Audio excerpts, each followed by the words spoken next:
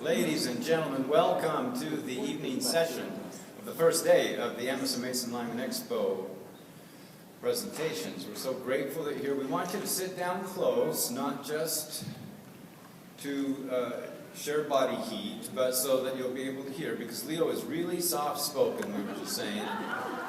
There's a good chance you'll miss something if you're sitting clear back there. For those who didn't hear introductions of Leo earlier today, let me just reiterate two or three things to remind you of his credentials and background. He was born in Delta in 1942, which means he's really old. Yep. He graduated with a bachelor's degree in history from BYU in '66, got a master's degree in history from the University of Utah in '67. And then he taught high school for many years and became an avid student of Riverside, California. In 1981, he got a PhD from the University of California in Riverside. Taught there at Victor Valley Community College. He's written extensively about the founding and development of San Bernardino, for one thing, probably the most important to him from what he tells me, between 1851 and 57, which, as one commentator stated, the Mormons reigned supreme. His seminal work is entitled San Bernardino, The Rise and Fall of a California Community. It was published in 1996. He wrote the guidebook, Mormon Historical Sites in the San Bernardino Area, and he and I have chatted about how it might be interesting to replay the trek that Lymanites made to San Bernardino in 1998, because so many people learned so much about that era.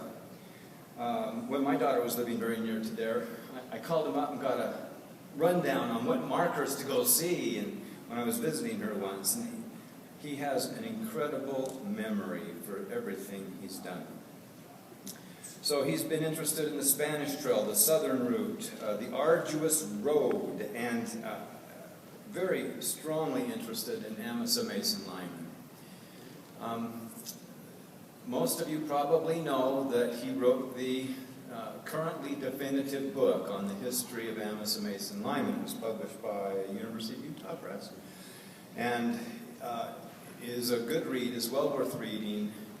It will broaden your mind, because there is a lot of information in it, far more than you can imagine having ever known. And it's so informative and enlightening to learn these things. Leo has a strong personality. Some people are afraid of it. Some people are easily offended. But what I can tell you about my personal relationship with Leo, especially the last 6 or 7 years, is he is an amazing man with a great heart, a big big heart for the Lymans, the stories of the Lymans, for Amasa Lyman, and for the truth. And he's anxious to talk about the truth. In fact, he was supposed to talk about the apostasy period and slipped a cog earlier today, and so that will be the topic of his discussion tonight. So I hope you all can pull on your big boy pants, as it were, and be prepared to hear what Leo has to say. You don't have to believe any of it. That's right. Believe what you want to believe, and think what you want to think, but be prepared to be informed, because he is a knowledgeable historian who is very informative. Leo Lyman. Let's give him a hand.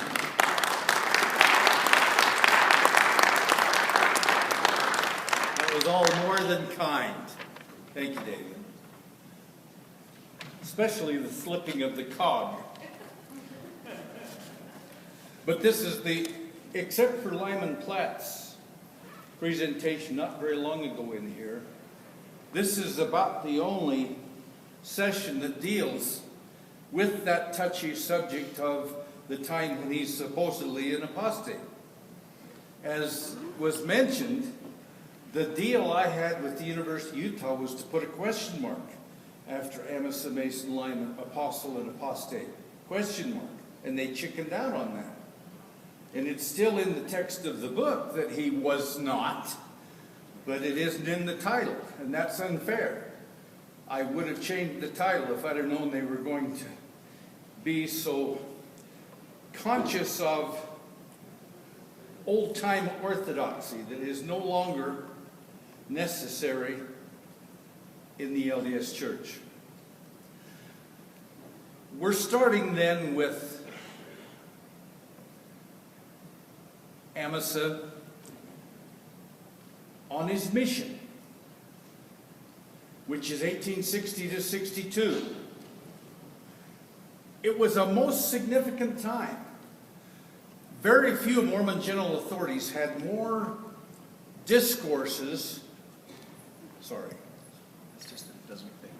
Okay. Discourses published. The Millennial Star, the mission newspaper, did a lot of that, but there were just a lot of his published, including some where he was a little careless in his wording.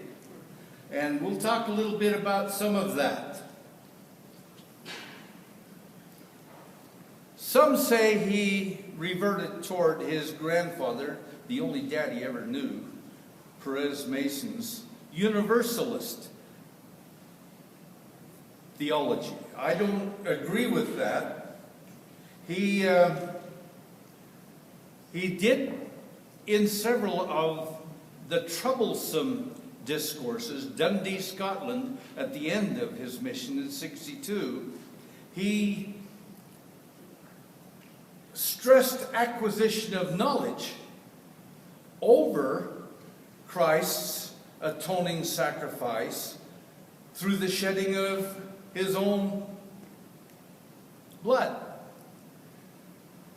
But if Amasa, who always stressed faith, repentance, baptism, Holy Ghost, if he were really going to go against stressing the atonement, why would he say that Jesus Christ was the captain and leader of this scheme of salvation of mankind, and that man needed to conform to Christ's example, and that only through obedience to those principles that Christ taught could happiness and glory be attained? The opportunity to live with God, as Mormons believe. He also used the phrase, and this may have got him in some trouble, being cleansed by the blood of Jesus may not have been quite as important as people learning to do their part in the salvation. Learn to live correctly and not depend on somebody else to get them there. That's really what he was saying, and he may not have been careful enough in his wording sometimes.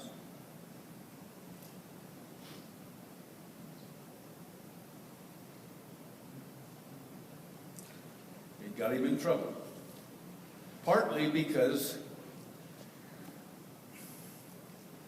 he and Brigham had kind of had a split when he took 437 people out of Zion back to the world in California. He needed that many, as I'll explain tomorrow. If he's going to retrieve the ones who have defied Brigham and gone to the gold fields, he needs to have a majority of faithful in whatever the colony, that California colony, turns out to be. And it's as far from the gold fields as you can get without being in Utah, in San Bernardino. But Brigham never liked San Bernardino and killed it when he got a chance in 6 years, even though it was going very successfully. Amasa may have stressed too much acquiring and applying knowledge rather than putting what most would consider the superior shedding of Christ's blood in the most important emphasis in his discourses at this particular time. He was always stressing, depart from wrong, choose to do right. But there may, he is a great speaker, but he may And the notes say this: he may have had too many rhetorical flourishes. And I really believe that some of them got him into trouble eventually. Most of you know that there were worse doctrines. You ever heard of the Adam-God theory? Remember whose that is? That's hard for me to reconcile a little bit, that they can be so tough on him and never criticize the person, Brigham, who did that.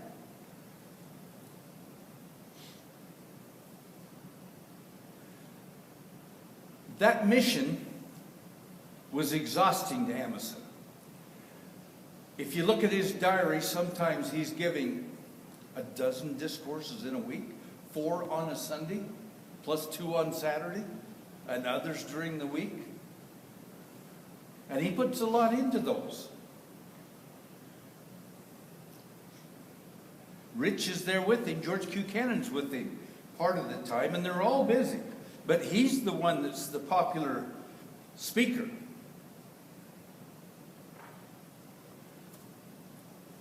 He didn't start the Scandinavian missions, but he certainly recognized how important they were. And the number of converts immigrating every year is absolutely amazing. 3,500 people sailing from Western Europe, and they've got to go through the immigration process and then find their way, usually by railroad, to winter quarters, Council Bluffs. They've already had the bad experience with the hand carts, so they're calling teamsters from Utah on missions, maybe to haul goods to market on the Missouri, where the steamboats and the railroad are approaching. But from there, they're not going to use hand carts, they're going to use those wagons, hauling immigrants.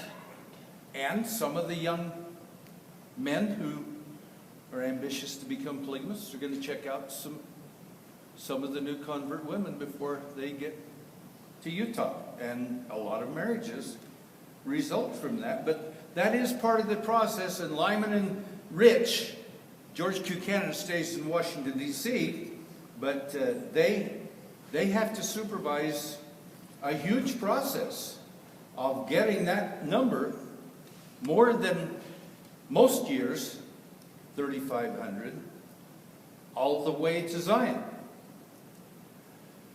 When Lyman returned home, his families were scattered.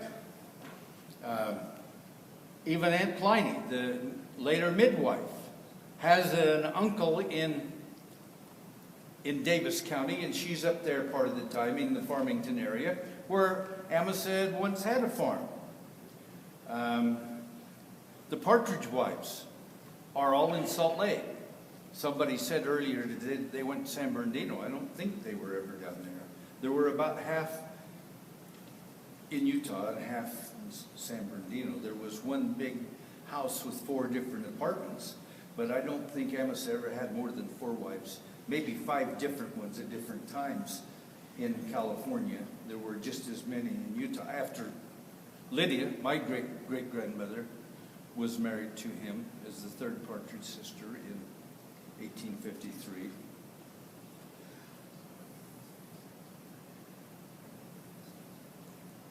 They were scattered, some in Beaver.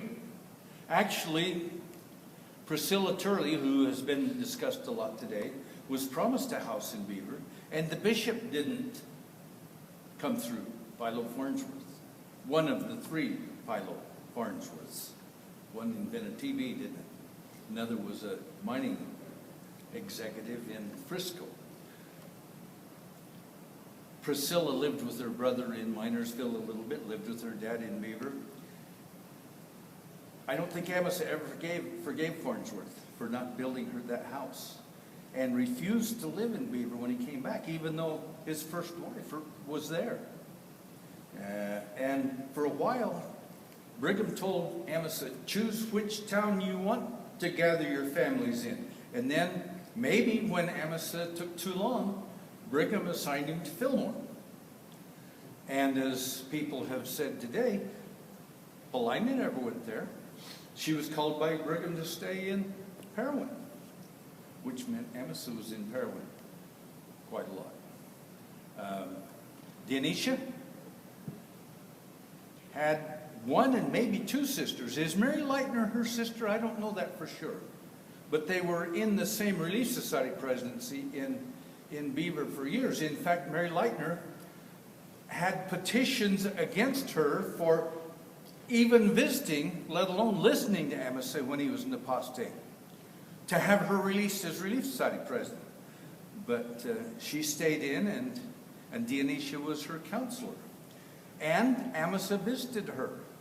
She divorced him in the temple and was sealed to Joseph, which Lyman Platt said she was sealed to him all of the time. I'm not going to argue with Lyman, except that I know that Amasa visited her a whole lot in Marysville before and after the apostasy. But she and the Partridge sisters were all sealed to Joseph Smith. Rather than, and Liza always was. There aren't many San Juan people come to listen to me. But one reason why is I remind them that they're really sealed to Joseph Smith. They're not Lyman's. I shouldn't say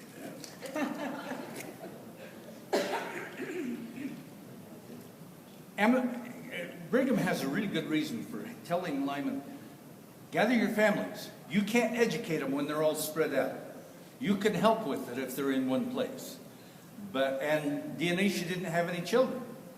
But Cornelia, whose health was never good, stays in Parowan. In fact, she's nursed, as I've said before, through her extended illness by Pliny. And when she finally passes, and her sons, Lorenzo Snow Lyman and Henry Elias Lyman, are still teenagers, Paulina is their main family for the rest of the time that they're in Utah. They both become California pioneers. Interesting. Carpinteria, Santa Barbara, Moreno Valley, Lorenzo Snow Lyman basically settled that. At least the Sunnymead part of it. It was difficult to build that many homes. Liza Partridge was a little critical of that Amasa for not being a better provider. He didn't take care of that very well. But the church is supposed to do that if he's on a mission, and he's on a mission 2/3 of his life, adult life. And Eliza has a brother-in-law named Brigham, who has some responsibility in that. By the way, in Platt's note, one of the talks earlier today, they mentioned Eliza receiving that flower in that hard winter of 1848.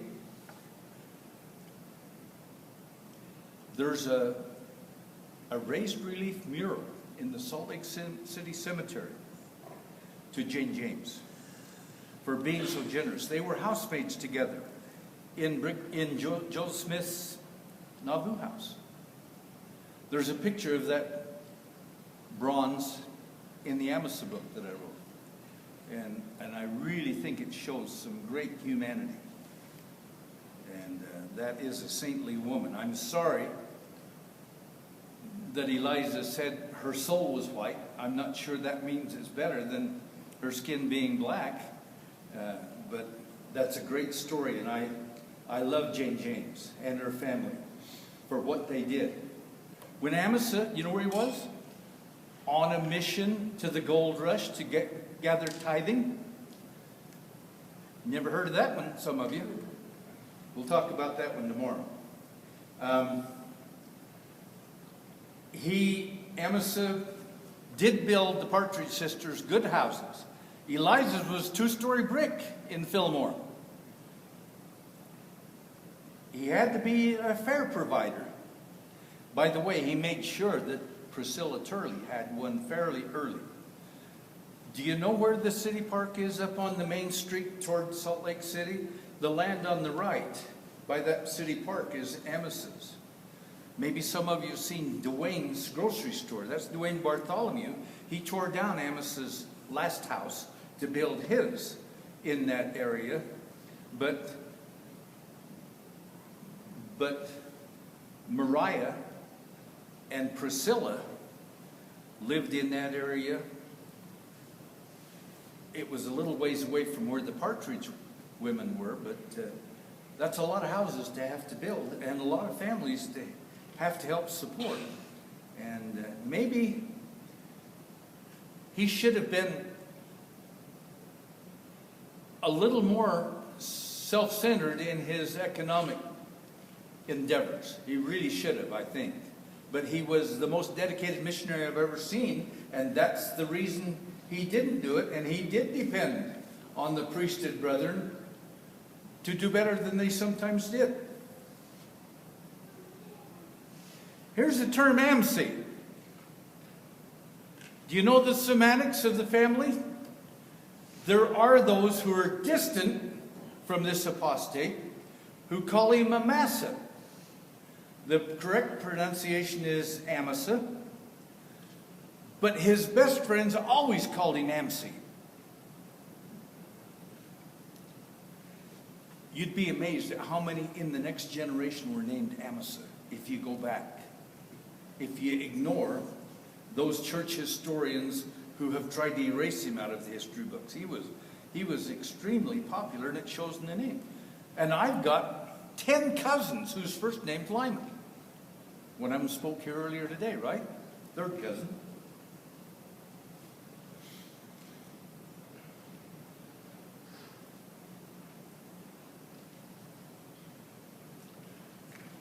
When Amasa got home from his mission, there's an unprecedented blank in his diary. 3 years. There's no other time in his adult life when he goes that long without making journal entries. Sometimes they're mostly just church records of what he's doing, but at least he kept one, but he didn't write then. And he doesn't deliver as many discourses. There are only 3 or 4 in the Journal of Discourses in the years from, say, 63 to 67, which is the main year he starts to get in trouble. He is under a lot of financial pressure building those homes.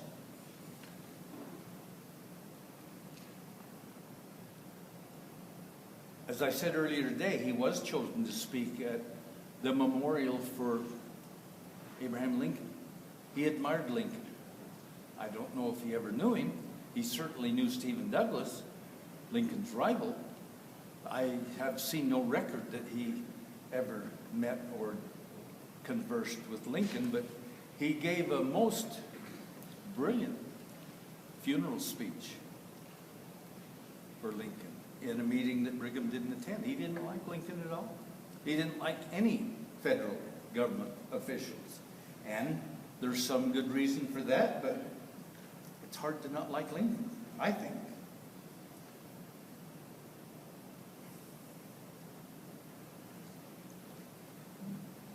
The Quorum of the 12 were quite spread out through Zion. So some, like Erastus Snow, was the regional general authority in the Dixie region.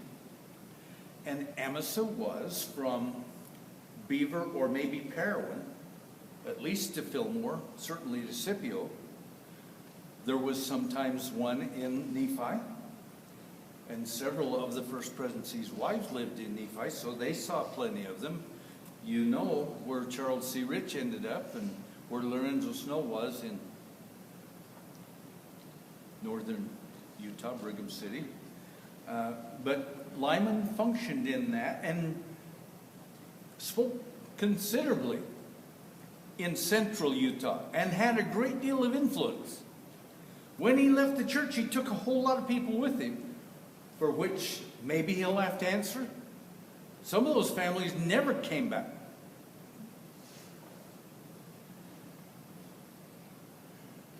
Albert R. Lyman, and he may have got this partly from family lore, said that some of the earlier Lyman progenitors had a kind of hereditary depression in their makeup.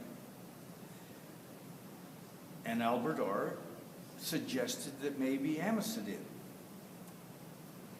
And others have said it. One of my favorite people that I ever associated with in the Lyman family reunions was Bishop George Lyman, who was the University of Utah bishop. And his cousin, and my dad's, Asel, George and Asel, in the 1950s, went to Joseph Fielding Smith's office to talk about Amasa. And Joseph Fielding, and he may have got this from his dad, Joseph F. Smith, who replaced Amasa in the Quorum of the 12. In fact, Brigham ordained him an apostle, number 13, when Amasa is still in the quorum. Try that one on for size a little bit. Needs to make a vacancy. That's as far as I'll go with that. But Joseph Fielding tells George and Asel, when he's an apostle, not when he's the prophet of the church, that Amasa suffered an unexplained blight of unsteadiness in doctrinal and behavioral matters. Even suggesting, and Albert R. did this too, a mental breakdown. I don't see any of that. I see him being less communicative and certainly less of a dedicated diarist. And it's not long after that, 1867, that after a talk he gave in Parowan, they start to analyze some of his old discourses.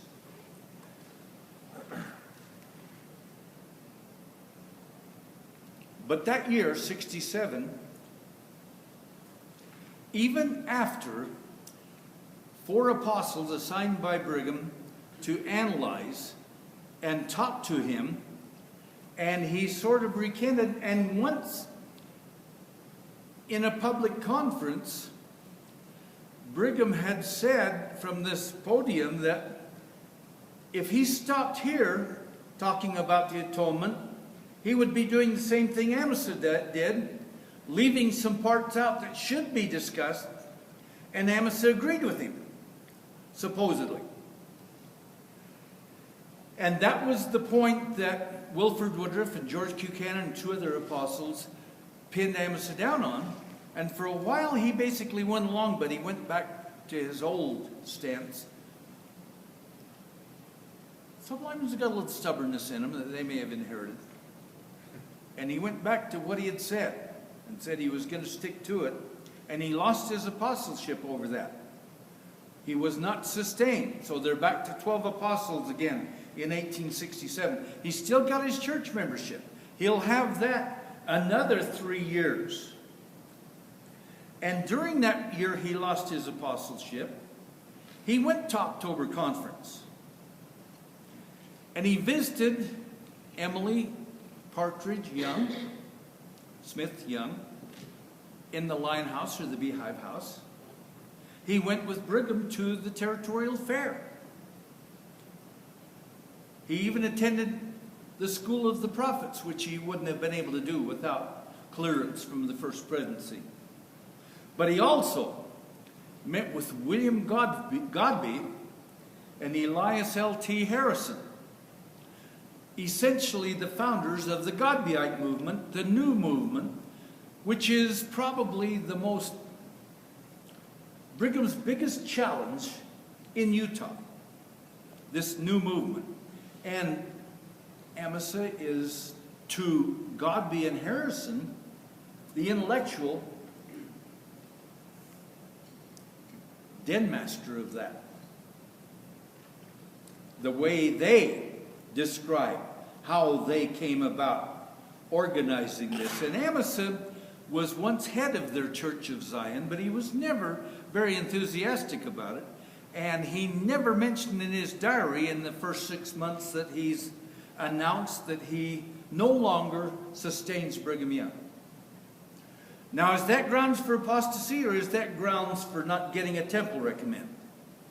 Think about that one for a minute. I've been studying church history more than half a century, and I don't know of another time where you join a group of critics that you lose your church membership.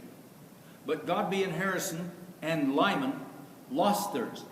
The week Amasa told Francis M., who may have told Brigham Young, that would be the thing for a loyal Mormon to do, that his father was going to join with the Godbyites.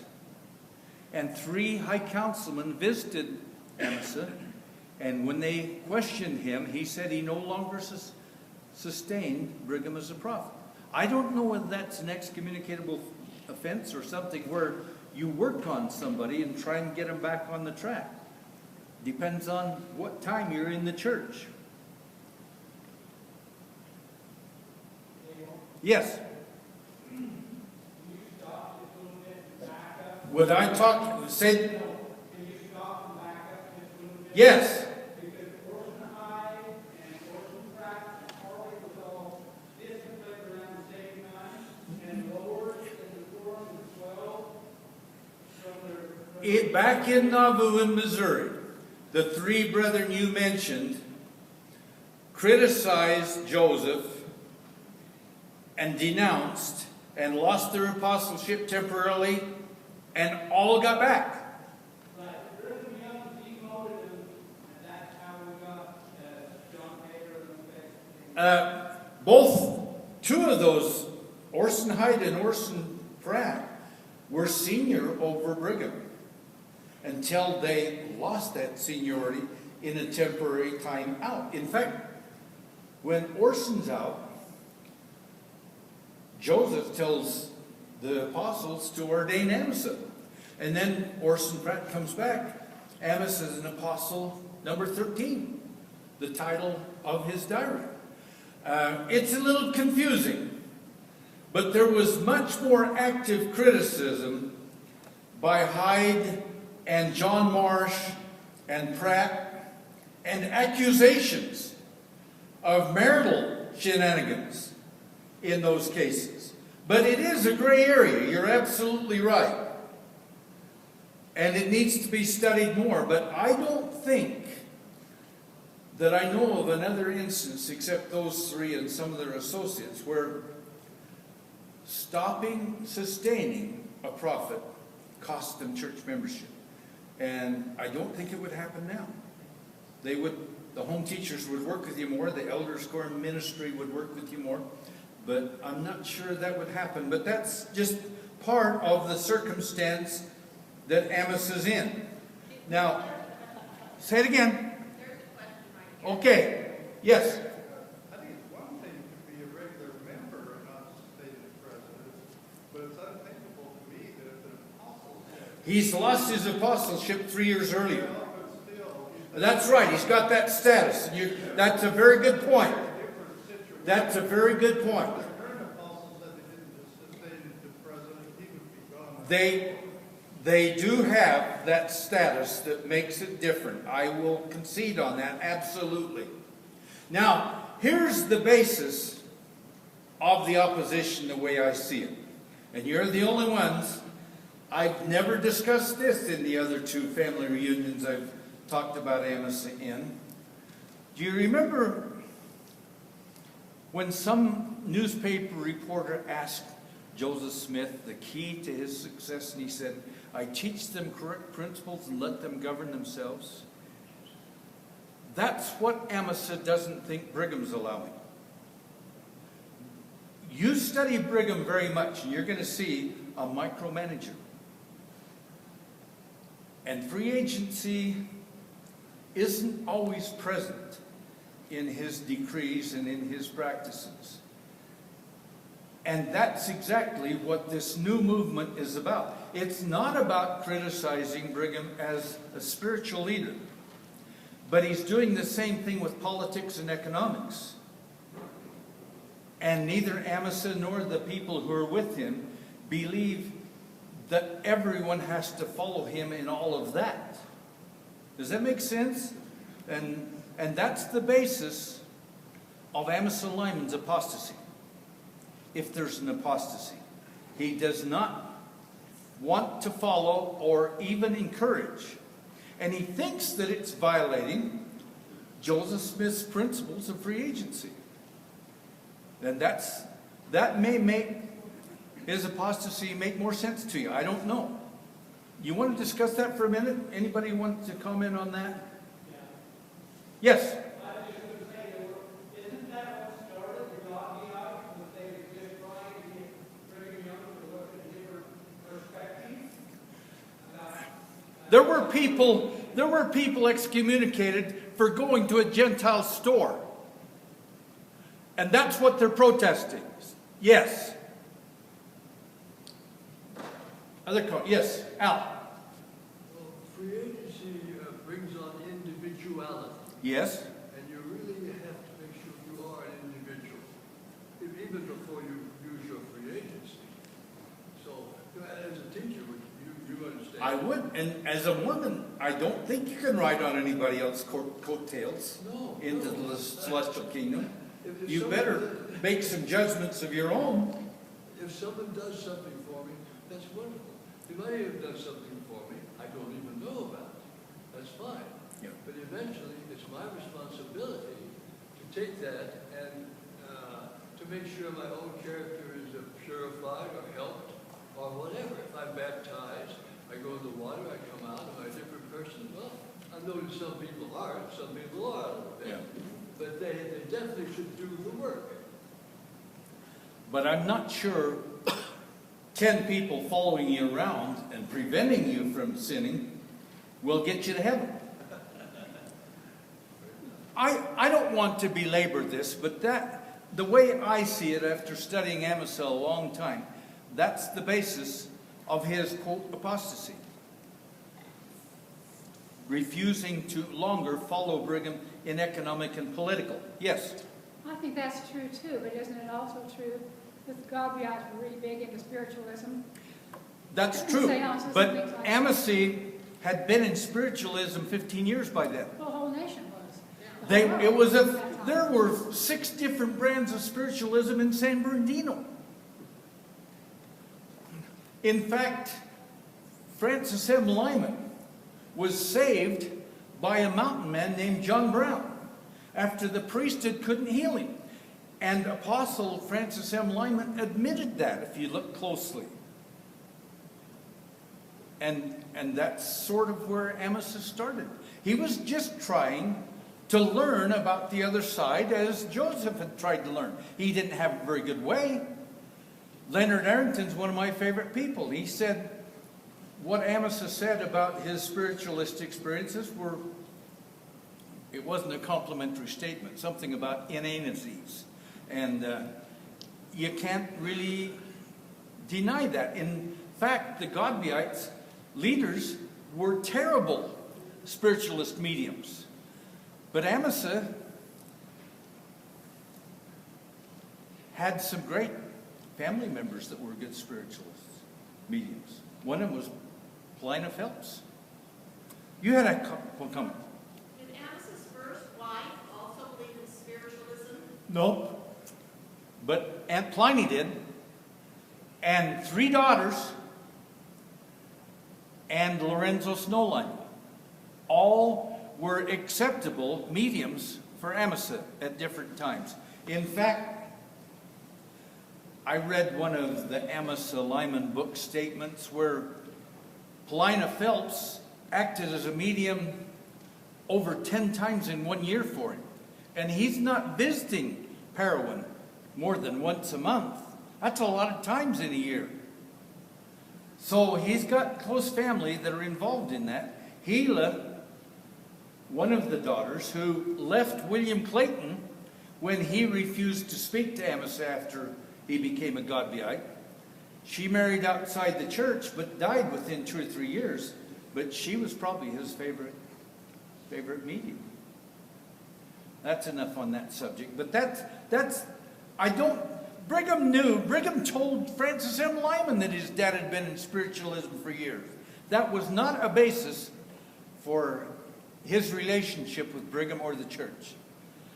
Brigham would put him down with it once in a while and say, hey, that's just one more of the places he's off the track.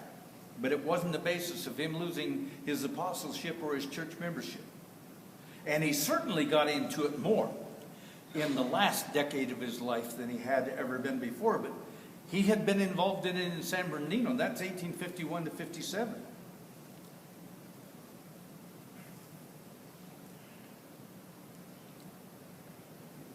He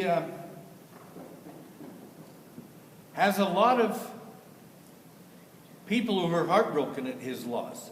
Francis M. and Rhoda, his first wife, cried for hours. As I said, William Clayton just never talked to him again. But there were a lot of others that were ready to approve and congratulate. The Salt Lake Tribune, the anti-Mormon Tribune, started about that time. And E.L.T. Harriman, writing in that, Harrison, not Harriman, proclaimed that Amasa had crossed the Rubicon. He had finally made the jump.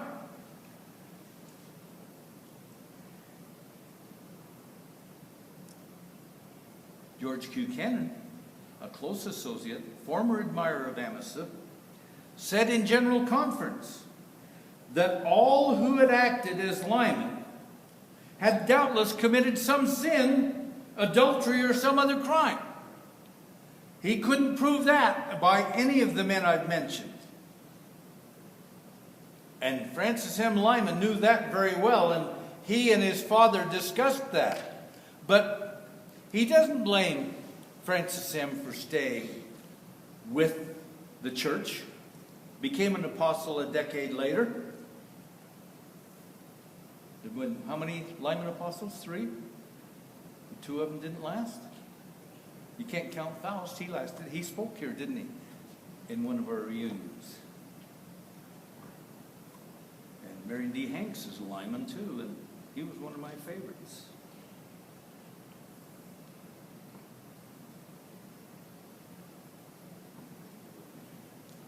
Harrison said several times that Lyman compared truth to what he was being told to say in his addresses, and he decided he needed to get away from the censorship. And that's a pretty strong term. Speak the truth without anybody else's conscience but your own. And Lyman stayed active in that, fervently active for about 3 years. But I defy anybody to show that he was intellectually out of it. Try reading his editorials in the July 1870 Salt Lake Tribune. He wrote quite a few editorials, and a couple of them, my editors told me not to put in that statement about teach them correct principles, and that's not Brigham's way of approaching, and I didn't put it in the book.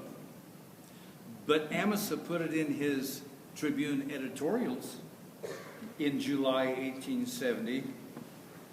The priesthood's uses and abuses, in which he contrasts Joseph Smith's free agency principles with the much more dictatorial regime. And that's not exactly Amasa's words, but it's what he said in the editorials that month is the key to where he's coming from when he makes that drastic move. Now, he wasn't there when they started.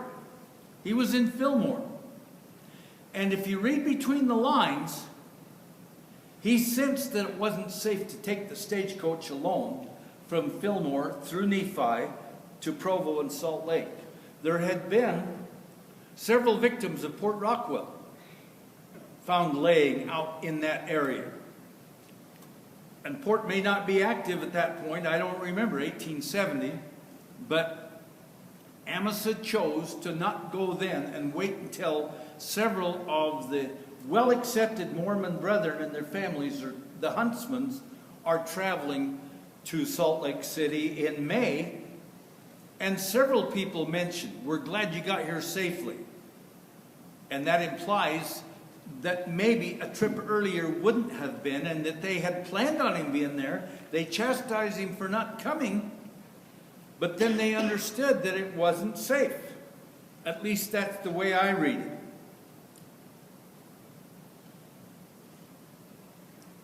it. That's pretty tough language for me, for Amasa, but I think I've studied him long enough to know that that's where he was coming from. And I think the family needs to know that it was an honest decision, that it doesn't mean that he's denied any of Joseph Smith's teachings or Jesus Christ's. And maybe that's heresy to say, but I honestly believe that that may be where it is. I happen to know of the minutes of one 1855 Apostles' Meeting minutes where Brigham Young denounces Amasa Lyman and San Bernardino 15 years before this. In fact, if Amasa ever criticized Brigham in public, it was over the fact that San Bernardino veterans of 6 faithful years, they led the church in paying tithing and donations to the Perpetual Immigration Fund when they were down in California. Of course, he expected them, since they were so close to all of the riches of the gold rush and all that, to pay more, but they were being honest and they were very faithful. And he was a little bit upset that so many wealthy Southerners had gone south with Amasa. They liked his style, which is heresy to Brigham. It's called laissez-faire. Let them govern themselves. He was a very popular church leader whose congregation did well, although there are always people escaping from Utah coming to San Bernardino and undercutting the unanimity that was there. And when they were finally called back, there were 3,000 in San Bernardino. It was the biggest Anglo town in Southern California, the biggest Mormon town outside of Salt Lake Valley. Only 2,000 went back. And they went back solely because they were faithful. They went back in spite of the fact that they're giving up 6 years of very lucrative real estate development, ranch and livestock development, just to show that they're faithful to a guy that never believed they were. I feel like I maybe have gotten too far off where I should be. David, you should turn off the microphone. No, I prefer you to stand a little taller at your knees and keep going. Let's discuss what I've said and see if there's some questions, comments, disagreements. I hope you understand. Yes? You said that when the next year he was not sustained as an apostle. Is that No, they announced that the Quorum of the 12 did not support him. So he wasn't. Even Brigham Young's son, John W. Young, lost his apostleship by understanding that he owed so many people money that he hadn't paid back, that he wouldn't be sustained, and so he asked them not to put his name up. Amasa didn't ask him that, but they didn't sustain him. I don't think his name was even read. I'm not positive on that. But he still had his church membership. Yes? I'm your cousin, Mel's son. Dad thought that he agreed with Albert R. that maybe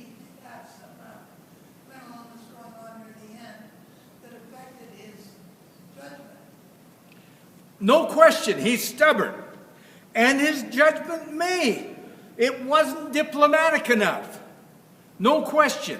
But sometimes you have to stand up for what you really believe. And if you think maybe the leadership's taken you away from what Joseph taught, and he was closer to him than any of the... In fact, I've even said in the book, maybe Brigham was a little jealous of Joseph and Amasa's relationship, because Brigham never had that one with him. Yes, way in the back. Do you mind talk a little bit about Mountain Massacre and the situation there? Wow. Okay. At the mic. At the mic. Lyman Platt mentioned today that Amasa really led out in Cedar City especially, but throughout the region, that we do not have the right to assert vengeance for the suffering that our people had back in Missouri and Illinois. The Fancher Party was from Arkansas. But the fanaticism had been aroused by church leaders in 1856 made a lot of southern Utah Mormons pretty blind and very much interested in vengeance. Maybe even blood atonement. It was taught. I had a former institute teacher who taught me Utah history at BYU admit that and write an article. Gustav O. Larson.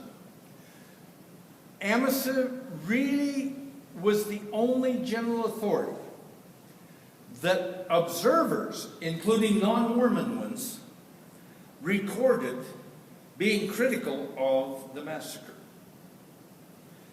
And since he was sort of the resident apostle in southern Utah, a lot of those who had agreed at the massacre site that they would never talk about it and blame it on the Indians whom they coaxed into participating, but they never planned it.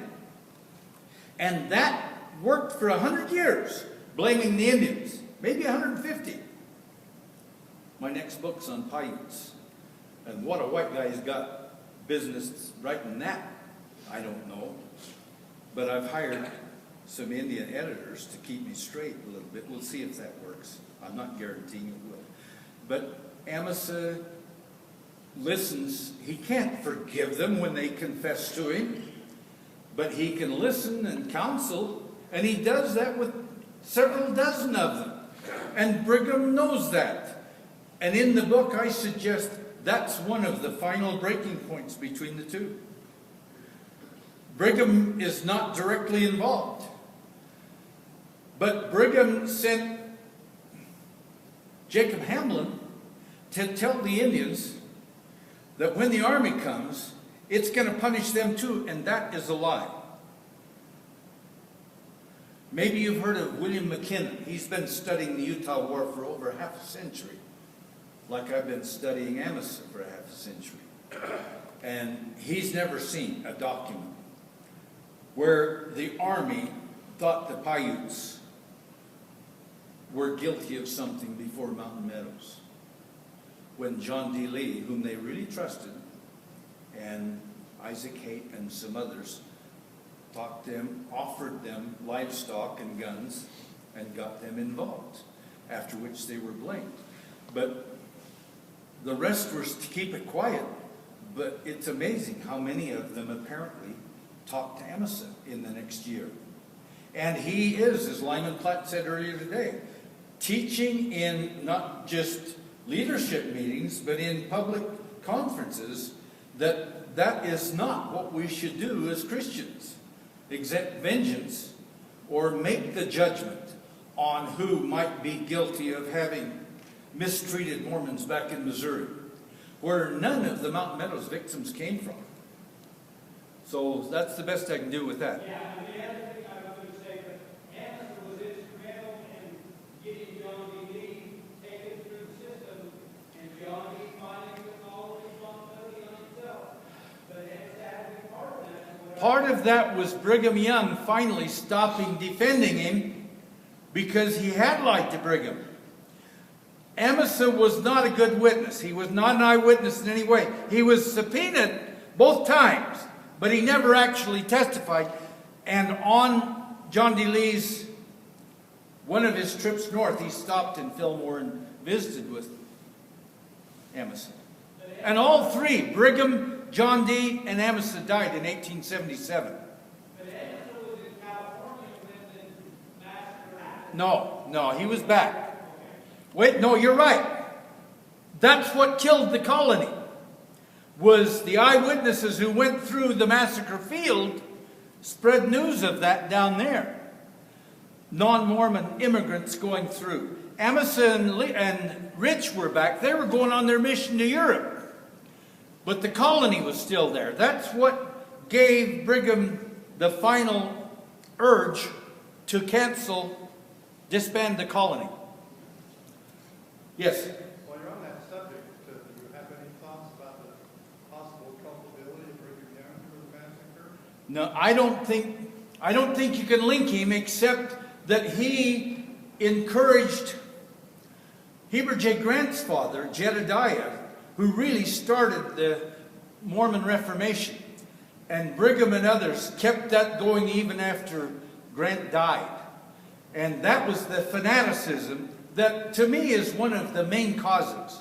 The hatred of Gentiles generally, which the church still does, and that's an inheritance from Brigham, as is our attitude toward the government, to an extent. Think about that one. I think we're about finished. I think I've cooked my own goose, yes. Leo, you've done great. An hour has passed, and I think some people are probably getting... It's time. I want to make one comment. John D. had a son, John D. Lee, who he named Amasa. That's how much he loved him. You would be amazed at how many people did that. It's not a name that's known now, except in the family, but that is absolutely true. One more before David gets up here. Yes? Go ahead. Your name's what? Okay. Uh-huh.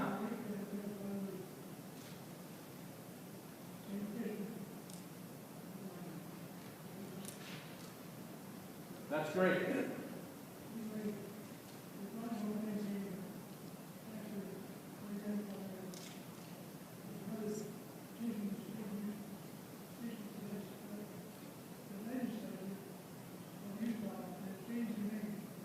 Wow.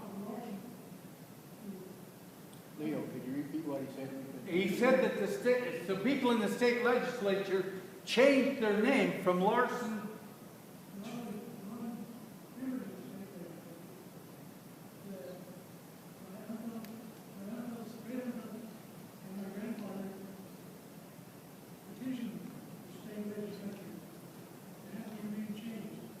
Petition the state legislature to have their name changed.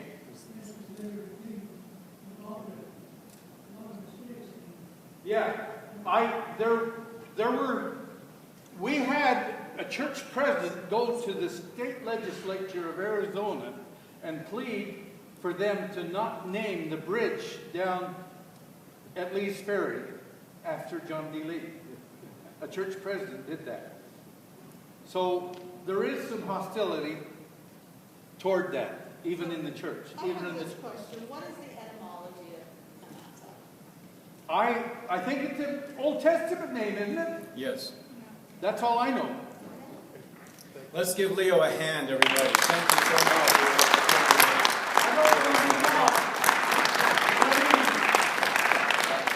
Don't worry, if he didn't cover everything you want to talk about, he'll be around for a few days. You can visit with him. We'll be hearing from him But again. we're not going to talk about apostasy anymore, right? Theoretically not. But you know, we're here to understand. And part of the purpose of the society is to fulfill the urge and the need for family members to understand so that we can fully appreciate how the gospel all fits together. And I think it's a great blessing to hear various aspects of the truth. He meant heretics. heretics and believers, and see the truth from all sides, so that we can judge for ourselves, understand better. And I want to just add, as a point of emphasis, our theme this past 5 years has been redemption. We believe that God is real, that all truth is circumscribed into one great whole, that the restoration of the church was real, that it's still ongoing. When I say we, I mean I. And we can fully embrace the problems of the past and history that's all over the internet nowadays, and still believe thoroughly in Jesus Christ running the church. And I do. I have the closest friend perhaps that I've made in the past 10 years is a man named Mike Lee. He's not the politician, he's a neighbor. And I've met him several times. We've become very intimate friends. And he finally disclosed to me that he was a great-grandson of John D. Lee. Here is a man who, with all of the background that John D. Lee's descendants went through, stuck to, came to, believed in the Church of Jesus Christ of Latter-day Saints. He's as gentle and sweet and kind a man as can be, much like Amasa was, and much like you all are. I'm grateful to be here with you, and I'm thankful that you would come, and I hope you keep asking, keep learning, and keep praying. In the name of Jesus Christ, amen.